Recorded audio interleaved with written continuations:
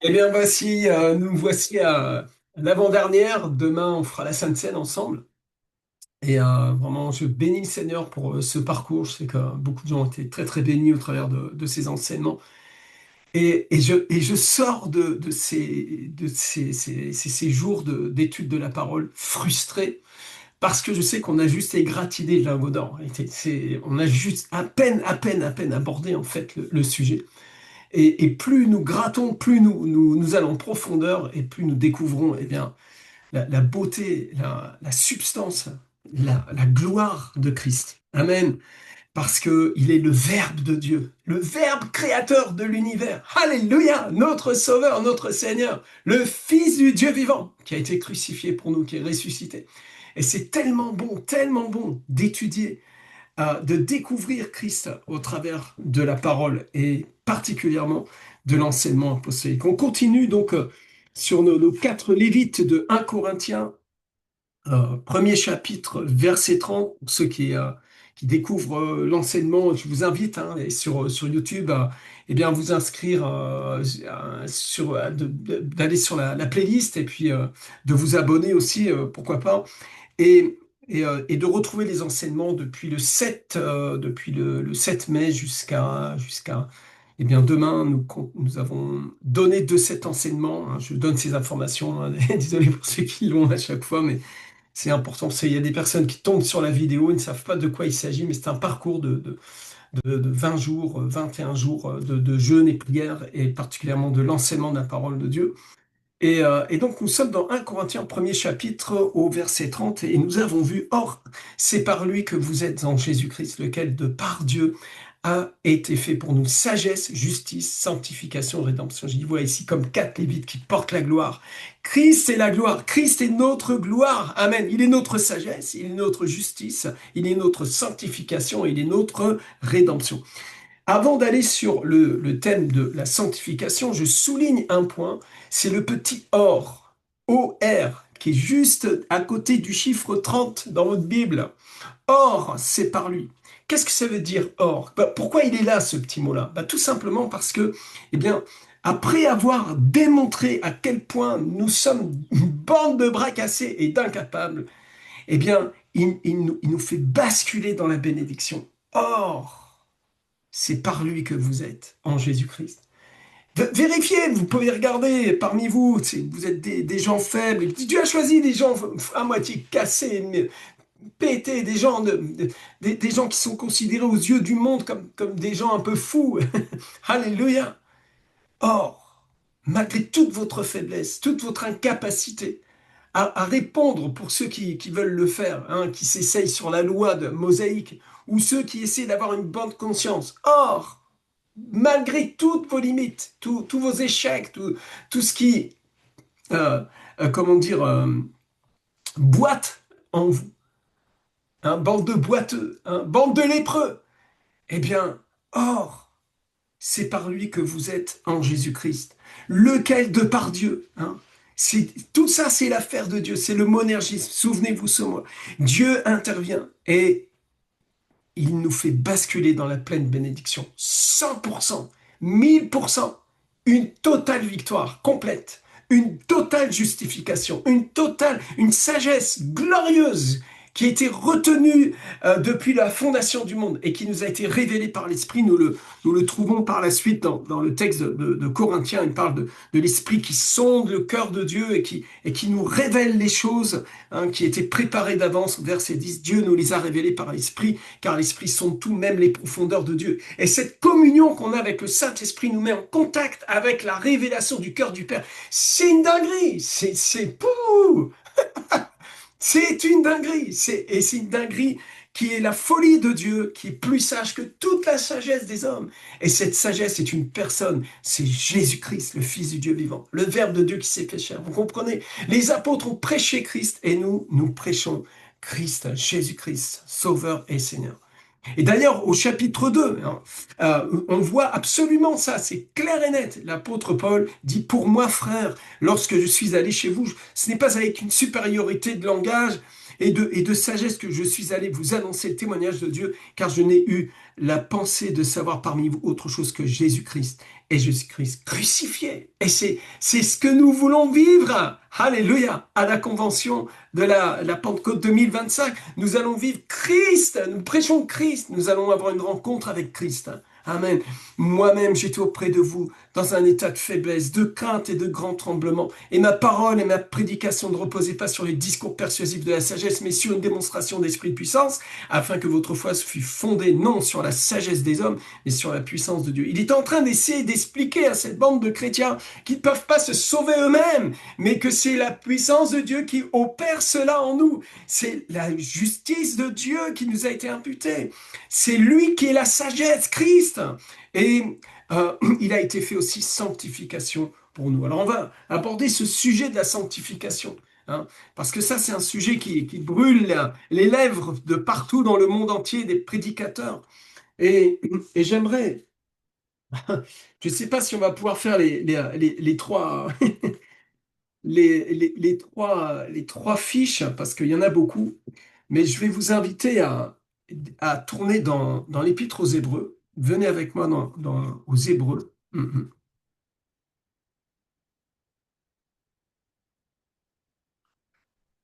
Euh, j'ai très envie quand même de vous donner la troisième fiche aussi.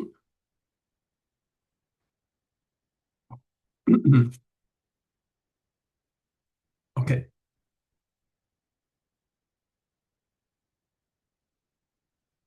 alors je suis en train de chercher mon passage. Ok. Allez, Hébreux au chapitre 12. Allez, c'est parti, on va travailler la sanctification, on va la travailler, mais euh, il y a beaucoup à dire, il y a beaucoup. Allez, on y va. Nous tous aussi, puisque nous sommes environnés d'une si grande nuée de témoins, rejetons tout fardeau et le péché qui nous enveloppe si facilement et courons avec persévérance dans la carrière qui nous est ouverte, ayant les regards sur Jésus, le chef et le consommateur de la foi, qui, en vue de la joie qui lui était réservée, a souffert la croix, méprisé l'ignominie, et s'est assis à la droite du trône de Dieu. Considérez en effet celui qui a supporté contre sa personne une telle opposition de la part des pécheurs, afin que vous ne vous lassiez point l'âme découragée. Vous n'avez pas encore résisté jusqu'au sang en luttant contre le péché. Et vous avez oublié l'exhortation qui vous est adressée comme à des fils. Mon fils, ne méprise pas le châtiment du Seigneur et ne perds pas courage lorsqu'il te reprend, car le Seigneur châtie celui qu'il aime et il frappe de la verge tous ceux qu'il reconnaît pour ses fils. Supportez le châtiment. C'est comme des fils que Dieu vous traite, car quel est le fils qu'un père ne châtie pas? Mais si vous êtes exempt du châtiment auquel tous ont part, vous êtes donc des enfants illégitimes et non des fils. D'ailleurs, puisque nos pères, selon la chair, nous ont châtiés et que nous les avons respectés, nous ne devons pas devons-nous pas à bien plus forte raison nous soumettre au Père des esprits pour avoir la vie. Nos pères nous châtiaient pour peu de jours, comme ils le trouvaient bon, mais Dieu nous châtie pour notre bien, afin que nous participions à sa sainteté. Il est vrai que tout châtiment semble d'abord un sujet de tristesse et non de joie, mais il produit plus tard pour ceux qui ont été ainsi exercés, un fruit paisible de justice. Verset 12, fortifiez donc vos mains languissantes et vos genoux affaiblis, et suivez avec vos pieds des voies droites, afin que ce qui est boiteux ne dévie pas, mais plutôt se raffermisse. Recherchez la paix avec tous et la sanctification, sans laquelle personne ne verra le Seigneur. Veillez à cela. Veillez à ce que nul ne se prive de la grâce de Dieu, à ce qu'aucune racine d'amertume poussant des rejetons ne produise du trouble et que plusieurs n'en soient infectés, à ce qu'il n'y ait ni impudique, ni profane, comme Ésaü, qui pour un mets vendit son droit d'aînesse. Vous savez que plus tard, voulant obtenir la bénédiction, il fut rejeté, quoiqu'il la sollicita avec larmes, car son repentir ne put avoir aucun effet. Amen.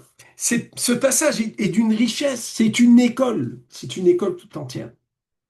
Et, et je sais, beaucoup de gens utilisent ce passage de rechercher la sanctification sans laquelle perverra le Seigneur pour essayer d'alimenter cette idée de la perte du salut, alors que justement, c'est lui qui est notre sanctification et que c'est lui qui est notre salut.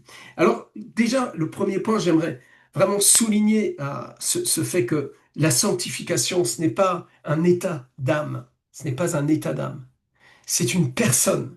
Et ça, vous devez absolument l'intégrer dans votre vie chrétienne. La sanctification est une personne, et d'ailleurs c'est ce que dit 1 Corinthiens au premier chapitre, verset 30, hein. Il a été fait sanctification pour nous. Il est notre sanctification. Et dans Hébreux chapitre 10, verset 10, alors je vais revenir après hein, sur le chapitre 12, et vous allez voir pourquoi j'ai lu ce passage. Dans Hébreux chapitre 10, verset 10, c'est en vertu de cette volonté que nous sommes sanctifiés par l'offrande du corps de Jésus-Christ, une fois pour toutes. Vous voyez, la sanctification est liée directement à l'offrande de Christ. C'est lui qui est ma sanctification. Elle repose sur le sacrifice unique du Fils de Dieu. Amen. Ma sanctification, je répète, repose sur son sacrifice. Dites Amen. Elle ne repose pas sur tes efforts. Elle repose sur la personne de Christ et particulièrement sur son sacrifice. Deuxième verset. Hébreux chapitre 13, verset 12. Jésus, afin de sanctifier le peuple par son sang, a souffert hors de la porte. Ici, c'est le sang de Jésus qui est la source de notre sanctification. Une fois de plus, notre sanctification repose sur une personne et particulièrement sur l'œuvre de cette personne, sur son ministère, sur ce qu'il a fait en fait avec son propre sang. Hein. Jésus, afin de sanctifier le peuple par son propre sang, a souffert hors de la porte. Donc, c'est pas une sanctification morale d'abord, mais positionnelle, spirituelle et d'une efficacité plus que redoutable. C'est le Fils du Dieu vivant là. Vous avez été sanctifié. Tu peux le déclarer à ton âme, mon âme. Eh oh, wow, réveille-toi là. Tu as été sanctifié là. Par le sang de Jésus. C'est puissant. C'est même le mot puissant est ridicule face à ce dont nous parlons.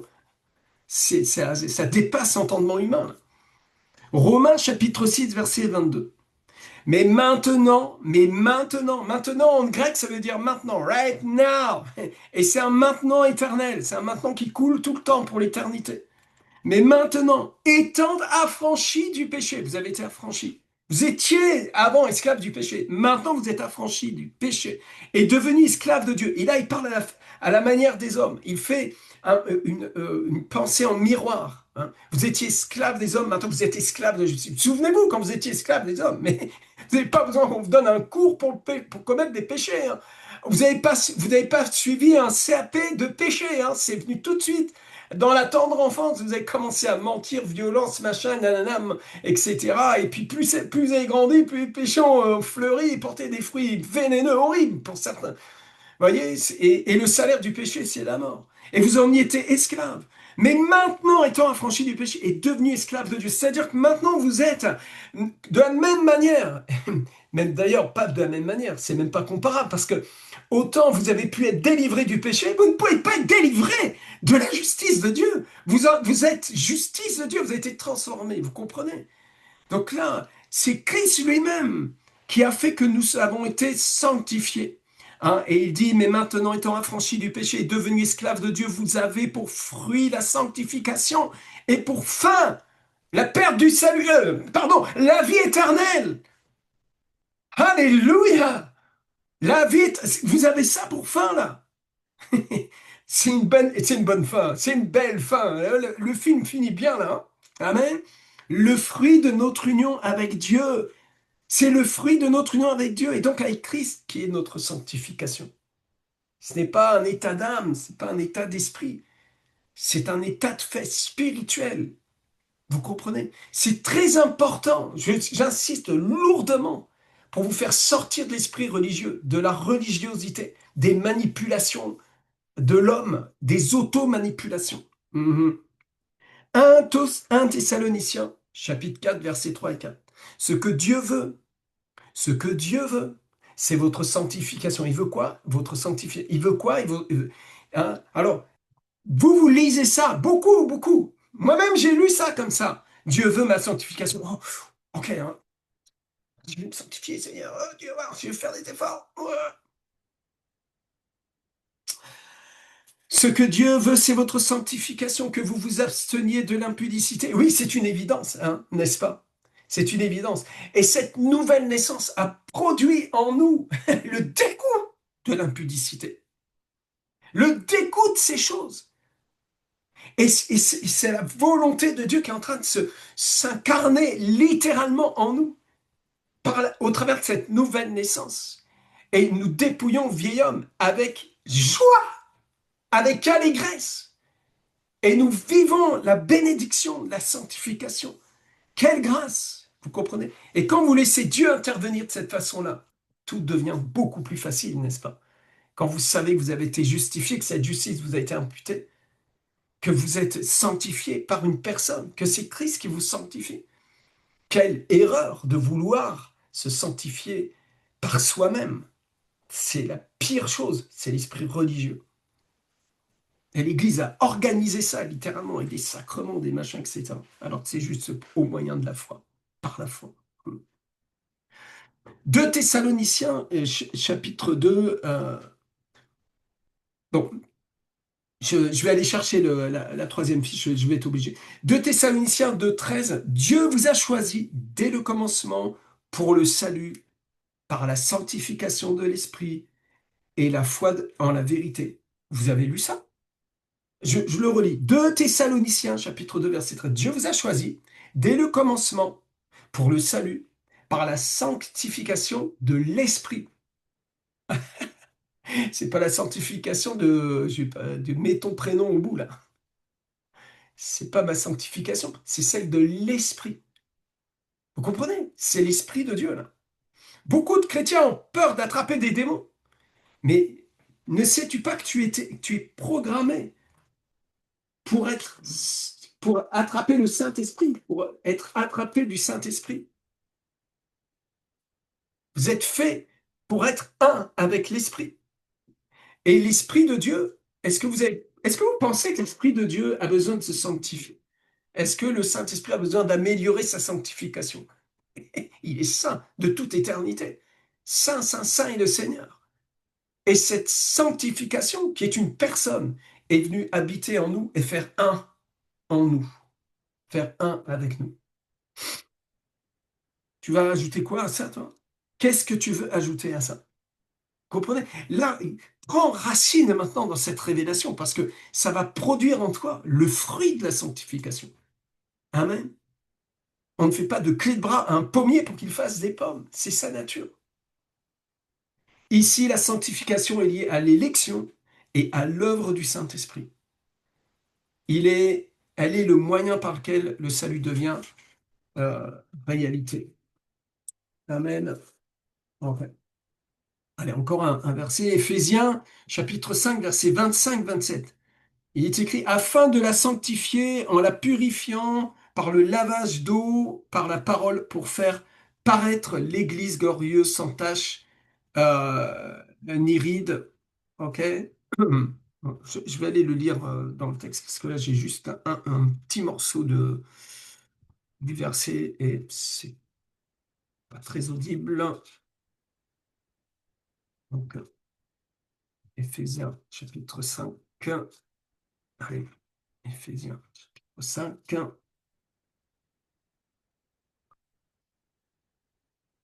Marie, aimez vos femmes comme Christ a aimé l'Église et s'est livré lui-même pour elle, afin de la sanctifier par la parole, par l'eau de la parole, après l'avoir purifiée par le baptême d'eau, afin de faire paraître devant lui cette Église glorieuse, sans tache, ni ride, ni rien de semblable, mais sainte et irrépréhensible. Ok?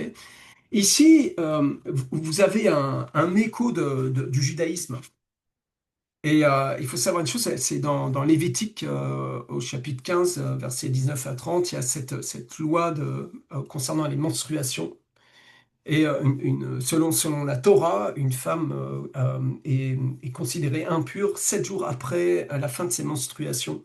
Et à la fin de ces 7 jours, elle passe dans les mikvés pour la purification. Donc c'est des ablutions dans de l'eau vive. Et ici, ce rabbin de Saül, de Saul, pardon, Saul de Tarse, hein, qui est Paul, fait une connotation avec cette réalité, cette pratique, hein, qui est complètement, comment dire, intégrée dans la foi juive. Et là, tout d'un coup, on voit que Christ lui-même, il est vraiment la fin de la loi et l'accomplissement, parce que lui-même est le mikvé, lui-même est l'eau qui purifie, lui-même est celui qui sanctifie l'épouse que nous sommes. Amen. Christ est ma sanctification. Christ est mon mikvé, Christ est mon baptême. C'est dans le baptême, en sa mort et sa résurrection que nous avons été justifiés, sanctifiés. C'est fait. C'est accompli, tout est accompli. Est-ce que vous comprenez? Ça, c'est très important de comprendre ça, de l'intégrer dans votre foi, de le croire. Et vous allez comprendre après, maintenant, Hébreux chapitre 12, je vais vous le... Allez, je vous en fais déjà un écho. Quand il dit, par exemple, un courons avec persévérance dans la carrière qui nous est ouverte. Mais le chemin est fait déjà. Il a déjà payé pour toi. Il a fait ça pour toi. Il dit, ayant les regards sur Jésus, le chef et le consommateur de la foi. Et c'est Jésus ta sanctification. Et il est quoi? Le chef de ta foi. Il en est le chef. Il en est le grand patron. C'est lui le patron. Oui, chef. Oui, patron. Amen. Et il en est le consommateur. C'est-à-dire qu'il est le consommateur de la foi. C'est-à-dire qu'il l'a amené à la perfection. Il a amené à la perfection cette foi. Amen. Donc il est parfaitement ta sanctification. Et toi, au lieu de regarder tes péchés, tout le temps te faire des intros, machin, je sais pas quoi là, regarde au Seigneur. Fixe tes regards sur lui qui a accompli la sanctification. Il a accompli la justice. Il est ton rachat. Il est tout pour toi. C'est pour ça que tu vas l'adorer de tout ton cœur. Tu vas crier de joie dans sa présence. Et qu'est-ce qu'il a fait, ce Jésus-là?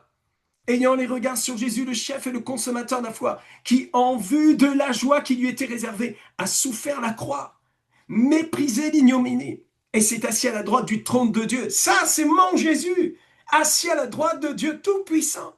Oh, il ne s'est pas tellement attaché aux choses de ce monde, ni à la relation aux choses du monde, mais il s'est attaché à la vocation céleste. Et il savait, il s'est attaché à la joie qui lui était réservée. Et toi aussi, mon ami, c'est exactement le chemin que tu prends. Et c'est pourquoi il dit au verset 3, considérez en effet celui qui a supporté contre sa personne une telle opposition de la part des pécheurs, afin que vous ne vous lassiez point l'âme découragée. Ah, l'âme, elle se décourage. Et il écrit à des chrétiens, des juifs persécutés, des juifs messianiques qui sont en train de vivre de la persécution et qui ont envie de lâcher l'affaire. Mais et là, il les encourage. Et regardez, notre chef là, le chef de la bande, regardez ce que lui, il a souffert. La persécution, la critique, etc., etc. Et l'apôtre Paul le dira d'ailleurs à ses disciples. Toutes mes souffrances, mon rejet, etc. C'est pas votre honte, c'est votre gloire. Quand un chrétien souffre à cause du nom de Jésus, à cause du témoignage rendu à Christ, c'est une gloire, n'est-ce pas? Souvenez-vous toujours que ces écrits, ces lettres que nous lisons dans notre Bible ont été écrits à des chrétiens qui ont été persécutés. Et il dit au verset 4, vous n'avez pas encore résisté jusqu'au sang en luttant contre le péché. Il s'agit de la résistance contre le péché malgré la persécution jusqu'au sang. Qu'est-ce que le péché? C'est de ne pas croire en Jésus. Résister dans cette génération au faux message de l'évangile, à des unités qui sont, des formes d'unité qui sont des compromis, qui cassent littéralement la véritable révélation de Christ. La révélation apostolique qui a fait dire à l'apôtre Paul que même si un ange descendait du ciel apportant un autre évangile que ceux que eux ils ont annoncé, que cet ange soit anathème. Si moi-même, apôtre, j'apporte un autre évangile que je vous ai annoncé, que je sois moi-même anathème. Comment l'apôtre Paul parle aussi violemment, aussi fermement? Est-ce par dureté de cœur ou parce que l'évangile est un édit royal? L'évangile ne peut pas être...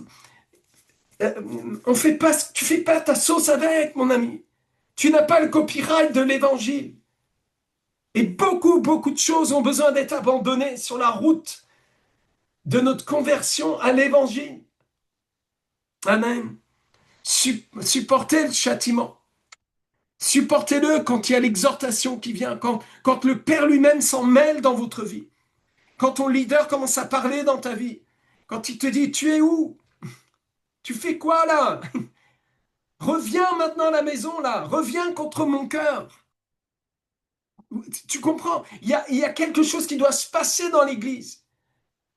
Nous ne sommes pas un troupeau de chèvres, nous sommes les brebis du Seigneur pour faire la vision du Seigneur et la faire correctement. Et il y a une correction qui vient. Et cette correction, elle vient par Christ. Vous savez bien que vous avez été circoncis, non d'une main d'homme, mais de la main du Seigneur lui-même. Christ lui-même, en venant dans ton cœur, a amené cette circoncision. Ceux qui sont à Jésus-Christ ont crucifié la chair. C'est fait, c'est accompli, hein. Amen. Il est notre sanctification. Maintenant, vous comprenez, quand il dit qu'il nous corrige pour que nous participions à sa sainteté, c'est-à-dire que nous soyons un avec Christ et que les arguments qui se battent à l'intérieur de notre âme, tout ce qui vient de la chair, qui veut essayer de reprendre le dessus, qui vient amener des tiraillements, le rejet, l'orgueil, l'impureté, toutes sortes de choses là, qui viennent essayer les mouches qui tombent dans l'huile du parfumeur. Hein. Le Seigneur veut guérir ça, veut te délivrer, veut amener un changement, une transformation. Et il te donne la capacité de le vivre, vraiment, de vivre cette sanctification. Il nous fait participer à sa sainteté, c'est une dinguerie, c'est surnaturel, c'est extraordinaire, c'est glorieux. Amen. Hein, afin de la sanctifier en la purifiant par l'eau de la parole. Tite, chapitre 2, verset 14. Il s'est donné lui-même pour nous afin de nous racheter de toute iniquité et de se faire un peuple pur, zélé pour les bonnes œuvres. Une fois de plus, la sanctification comme but de la rédemption, purification d'un peuple pour lui-même, mais cette sanctification, elle est sur la base de Christ lui-même. Il s'est donné lui-même pour nous afin de... Comprenez? C'est le don de Jésus qui fait que... Amen. Vous comprenez? Donc il ne s'agit que de Jésus pour finir. C'est très important ce que nous venons de voir. Alors, il est déjà 12h32. J'ai tellement encore à vous partager. Dans Acte chapitre 26, Acte 26, verset 18, voilà, il y a cette déclaration du Christ Jésus parle à Paul et il lui dit, afin qu'il reçoive le pardon des péchés et l'héritage avec ceux qui sont sanctifiés par la foi en moi. Cette phrase du Christ, là, du Christ ressuscité, qui s'adresse à l'apôtre Paul.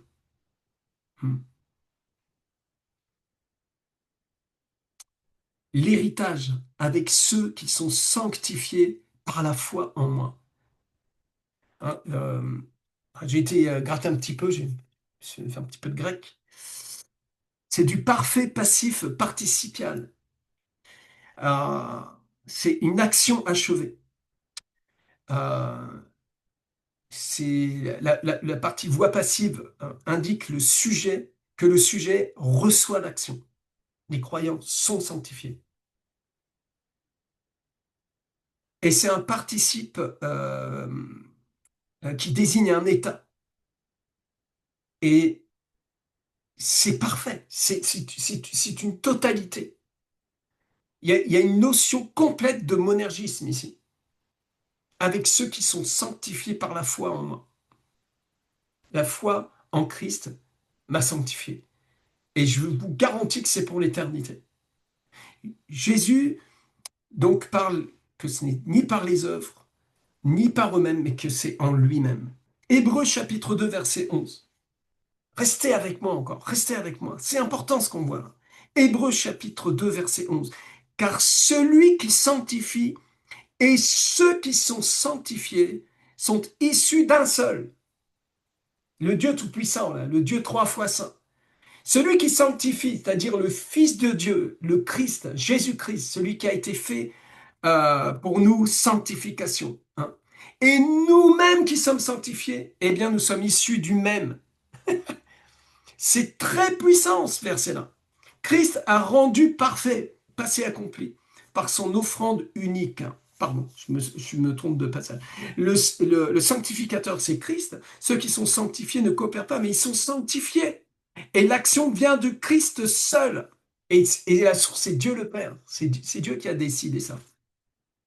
Regarde, retourne avec moi dans 1 Corinthiens, 1 Corinthiens, premier chapitre, verset 30. Or, c'est par lui que vous êtes en Jésus-Christ, lequel, de par Dieu, a été fait pour nous sanctification. Quelle bénédiction! Quel repos! Quelle grâce! Quelle grâce! D'ailleurs, regarde dans Hébreux, au chapitre 12, qu'est-ce qu'il est en train de leur dire? Veillez à ce que nul ne se prive de la grâce de Dieu. Hmm. Que nul ne se prive de la grâce de Dieu. Pourquoi il dit au verset 17, écoute bien ce que je te dis. Pourquoi il dit au verset 17, vous savez que plus tard, voulant obtenir la bénédiction, il fut rejeté, quoiqu'il la sollicita avec larmes, car son repentir ne put avoir aucun effet. Pourquoi? Pourquoi? Parce qu'il était privé de la grâce. Mais c'est par la grâce de Dieu que tu peux te repentir. Vous comprenez? Ah, mais moi j'ai péché. Et je suis comme Ésaü. Je peux pas me repentir. Ah, j'ai péché. Ah. Les gens qui fonctionnent comme ça, ils ne sont pas évangélisés, hein. Ils ne connaissent pas le Seigneur. Et ils ne connaissent pas la bonne nouvelle. Ils ne connaissent pas Jésus. C'est impossible. C'est une dinguerie. La Bible dit qu'il est fidèle et juste pour nous pardonner. Si nous confessons, si quelqu'un a péché parmi nous, il est fidèle et juste pour nous pardonner, nous purifier toute iniquité. Confesse son péché, et puis voilà, et abandonne-le, et laisse Dieu te faire grâce. Ne te prive pas de la grâce, nourris-toi de la grâce. Sois baptisé dans la grâce, reçois l'esprit de grâce. Arrête d'outrager l'esprit de la grâce. Amen. Je vous dispute un petit peu. J'ai besoin de vous réveiller là. J'ai besoin que les chrétiens se réveillent sur le puissant message de l'évangile. Hébreux chapitre 10, verset 14. Car c'est par une seule offrande. Car par une seule offrande. Hébreux 10, 14. Par une seule offrande. Car par une seule offrande, une seule offrande, il a rendu parfait pour toujours ceux qui sont sanctifiés. Ah oui, non, mais il parle de ceux qui sont sanctifiés. Moi, je suis pas sanctifié. Ah bon? Bah, t'es pas sauvé. T'es pas sauvé. T'as pas accepté Christ comme sauveur et Seigneur. C'est le bon moment. Accepte Jésus comme ton sauveur et Seigneur. Reçois-le. Ah, tu l'as déjà fait. Ah bah, t'es sanctifié alors. Bah, t'es sanctifié ou t'es pas sanctifié? Dissonance cognitive. Regarde, car par une seule offrande, il a rendu parfait pour toujours ceux qui sont sanctifiés. Christ a rendu parfait, passé accompli. Par son offrande unique, la sanctification est le fruit de cette offrande et non d'une performance. C'est très fort. Hébreux chapitre 13, verset 12. Jésus, afin de sanctifier le peuple par son propre sang, a souffert hors de la porte. Il a sanctifié par son propre sang. Jean chapitre 17, verset 19, la prière de Jésus. Je me sanctifie moi-même pour eux, afin qu'eux aussi soient sanctifiés en vérité, par la vérité, dans la vérité. Amen. Jésus se consacre entièrement à l'œuvre du salut pour que les siens soient sanctifiés. C'est son propre acte et non le nôtre. Nous sommes sanctifiés en lui, par son œuvre. Vous me suivez? 1 Pierre, 1 Pierre, premier chapitre, verset 2. Pour ceux qui ont fait l'école des leaders, deuxième année, hein. Élus selon la préscience de Dieu le Père, par la sanctification de l'Esprit, pour l'obéissance et l'aspersion du sang de Jésus-Christ. On voit la Trinité ici. On voit l'économie de la Trinité. Préscience de Dieu le Père, sanctification de l'Esprit, obéissance et aspersion du sang de Jésus-Christ. L'obéissance de Jésus t'a sanctifié. La sanctification vient par l'Esprit de Dieu, en lien direct avec le sang de Jésus. Ce n'est pas une réponse humaine qui peut te sanctifier, mais c'est l'élection. C'est Dieu lui-même. Il est ta sanctification. Est-ce que tu peux commencer à l'adorer? Jude, premier chapitre, à ceux, ou premier verset, pardon, à ceux qui sont appelés, sanctifiés en Dieu le Père et gardés pour Jésus-Christ. Les croyants sont sanctifiés en Dieu, non par eux-mêmes. Ils sont appelés, sanctifiés, gardés. Tout est passif du côté de l'homme. C'est Dieu seul qui agit. Et demain, on va aller un peu plus loin. Et puis on va aborder eh bien, cette, cet autre pendant de la marche en Christ qu'on appelle le synergisme. Et on va équilibrer le truc entre le monergisme et le synergisme. Et vous allez voir à quel point Dieu nous a sauvés glorieusement. Je vous aime, je vous bénis au nom du Seigneur. Merci d'avoir accepté cette invitation à midi pour être encore avec moi. Je vous bénis au nom du Seigneur. Que Dieu bénisse les 12, les 144, les 1728. Amen, les 70, tous les étudiants du réseau, toutes les œuvres qui naissent de ce fondement. Et sur YouTube, nous vous bénissons aussi au nom du Seigneur. Merci de liker, mettez un petit pouce, mettez un petit commentaire, partagez cette vidéo avec quelqu'un et abonnez-vous. C'est en bas à droite, il y a une petite maison, vous cliquez dedans et vous abonnez sur la chaîne. Ça va nous aider à faire monter cette vidéo dans les algorithmes de façon à ce que l'évangile soit prêché et enseigné correctement. Je le crois, nous nous attachons fortement aux enseignements apostoliques. Les apôtres nous ont enseigné et nous allons enseigner ce que les apôtres ont enseigné. Que Dieu vous bénisse. Shalom.